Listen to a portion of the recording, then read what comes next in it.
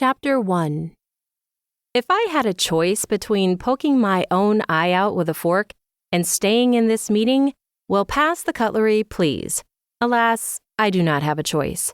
So, like a good little employee, I sit here and take the garbage that Adolph Jones, the CEO of the one-man company that is jonesing for coffee, spews in my direction.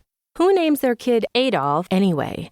I almost feel sorry enough for the man to forgive him for his rude treatment of me, but his snarled lip and meaty finger pointed my way are enough to snuff that small flicker of sympathy. Leaning back in my office chair, I tug the end of my long purple braid around to my lap, while Adolph rails on about the many ways in which I have failed him as a graphic designer and brand manager, the latter of which I never wanted to be anyway. The 50-something's got a super bushy Fu Manchu mustache draped over his lip like a limp, fuzzy snake, and he strokes and rolls it like it's a weapon he's sharpening for later use. His rotund stomach is about to burst the buttons on his crisp, khaki-colored business suit as he inhales for another volley. I find myself hoping it happens. Something, anything to break up this little hate fest. But it doesn't, and he keeps on going. Looks like it's up to me to draw this meeting to a close. What's new? Mr. Jones, I'm so sorry you feel that I haven't provided you with the results you've needed. I interject in the most neutral and bored tone I can manage. Could I have added in a little more charm? More simpering? Made myself less than just to give someone else an inflated sense of self-importance? Probably, and that would make my boss, Nate Birmingham, super happy. But you know what? I refuse to suck up to people, especially ones who don't deserve it. I speak the truth and nothing but the truth. Though maybe not all the truth. And yeah, maybe it gets me into trouble sometimes. Maybe it's also the reason I only have a few friends, a close-knit group I've been lucky enough to call mine, even though it makes me slightly terrified that one day they'll leave me too. A few already have. And yes, I realize that getting married and having babies isn't really leaving me. I feel eye-rollingly dramatic even thinking it, but the effect is the same.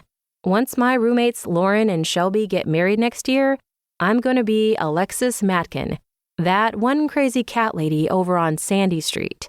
Just need the cat and I'll be set. I suppose I shouldn't be surprised. Mr. Jones leans forward and one of the buttons looks close to coming unthreaded. Come on, baby, pop. You take little care with your own appearance. I don't know why I would think you take care with my brand. Whoa now. I literally bite my tongue from responding in kind because I don't stoop to personal insults. People have their own styles. I'm cool with that. I just wish he hadn't brought mine into it. No, I don't wear the adorable skirts and blouses my friend Shelby the kindergarten teacher does, or the gym chic clothes Lauren wears, or the hot mama dresses Kayla does, or Evie's librarian-esque sweaters. But I happen to like the jeans and vintage Thor t-shirt I'm currently rocking along with a pair of Birkenstocks. Yes, it's October, but sandals are a year-round affair in California. They're comfortable, and every day is Casual Friday around here after all, even Thursdays, like today.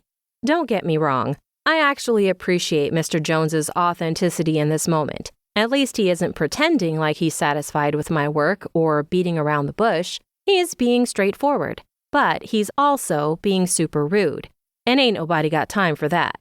With an abrupt push away from the desk, I stand. Sorry, I have another meeting.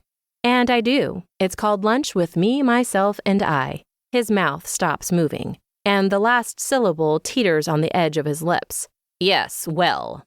Lumbering to his feet, he looks around my office and blinks. It's very hard to focus in here, isn't it, Miss Matkin? I've told you, it's Alexis. If I could scrub all familial association with my father, I would.